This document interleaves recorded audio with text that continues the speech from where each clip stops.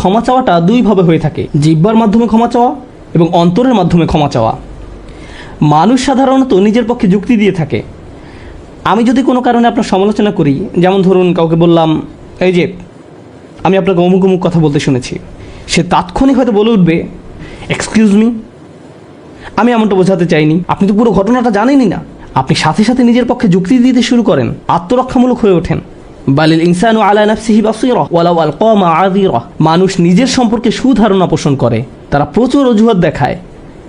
আপনি যদি আসলেই আল্লাহর ক্ষমা চান, আপনাকে নিরিবিলি একটা সময় খুঁজে পেতে হবে। যদি আরবিতে দোয়া করতে না পারেন, কোনো সমস্যা নেই, আপনি শুধু পাঞ্জাবি, বাংলা, বাহাসা বা উর্দু জানেন, কোনো ব্যাপার না।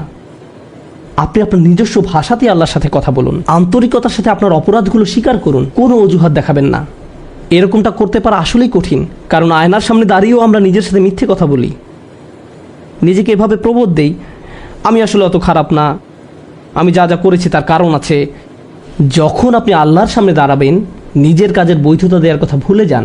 আল্লাহ জানেন আপনি কি অবস্থার মধ্যে দিয়ে যাচ্ছেন, তিনি জানেন এটা কঠিন সময় ছিল, তিনি জানেন অমুক অমুক বিষয় আপনাকে সম্পূর্ণ গ্রাস করে ফেলেছিল। ইয়া রব, আমি অনেক চাপের মধ্যে ছিলাম তাই মদ খেয়েছি।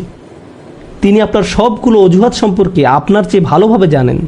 আপনাকে অকপটে তার নিকট আসতে হবে, ফিল্টার ছাড়া, কোনো দ্বিধাদ্বন্দ্ব ছাড়া, নির্দ্বিধায়, কোনো রকমের বিব্রত বোধ করা ছাড়া। অনেক সময় আমরা নিজেদের পাপ স্বীকার করতে বিব্রত বোধ করি, একরাশ লজ্জা এসে আমাদের জড়িয়ে ধরে। কিন্তু যতক্ষণ না আপনি আল্লাহর নিকট অকপটে সকল পাপ স্বীকার করে নিচ্ছেন, আর এভাবে যখন নিজের উপর যে অন্যায়গুলো এতদিন ধরে করে এসছেন তা আপনি মুখ দিয়ে উচ্চারণ করতে শুরু করবেন, আমার বিশ্বাস করতে কষ্ট হয় যে সে সময় আপনার চোখ দিয়ে কোনো অশ্রু নির্গত হবে না।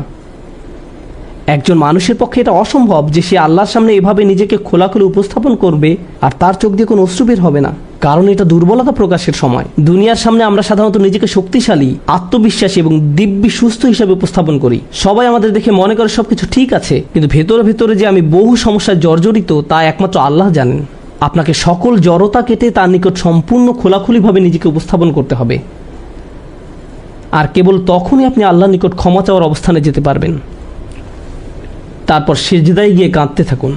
তখন এটা শুধুমাত্র আস্তাগফিরুল্লাহ আস্তাগফিরুল্লাহ বলার মতো হবে না, এটা হয়ে উঠবে আল্লাহর সাথে একটি সত্যিকারের কথোপকথন, আল্লাহর নিকট সত্যিকার অর্থে পাপ স্বীকার। এটা খুবই শক্তিশালী একটা অনুশীলন, চেষ্টা করে দেখুন। আপনাকে একটা নিরিবিলি সময় খুঁজে পেতে হবে। নিশ্চিত করুন যে কেউ আপনার কথা শুনছে না। আপনার স্ত্রী বিছানায় শুয়ে আছে, এমত অবস্থায় মাঝরাতে ঘুম থেকে উঠে এভাবে দোয়া করতে পারবেন না, ইয়া আল্লাহ আমাকে ক্ষমা করে দিন, কারণ আপনার স্ত্রী তো আপনার দোয়া শুনতে পাচ্ছে।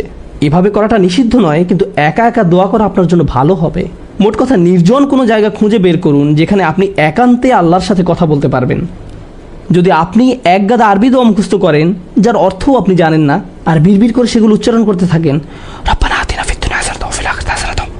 সে দোয়াগুলো অবশ্যই উত্তম এবং শক্তিশালী, কিন্তু আপনার অন্তরের সাথে যদি সেগুলোর কোনো যোগাযোগ না থাকে, শুধু জিহ্বা দিয়ে উচ্চারণ করছেন, তাহলে আপনি আসলে ক্ষমা প্রার্থনা করছেন না। আল্লাহ আপনাকে এই জিকিরের পুরস্কার দান করুন, কিন্তু এর নাম আসলে ইস্তেগফার বা ক্ষমা প্রার্থনা নয়।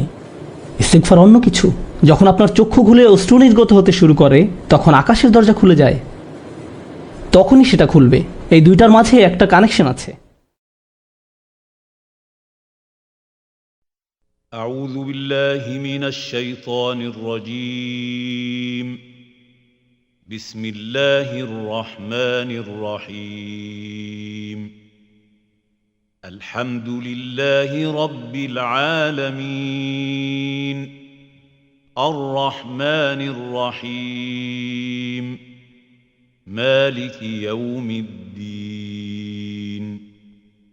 إياك نعبد وإياك نستعين. اهدنا الصراط المستقيم.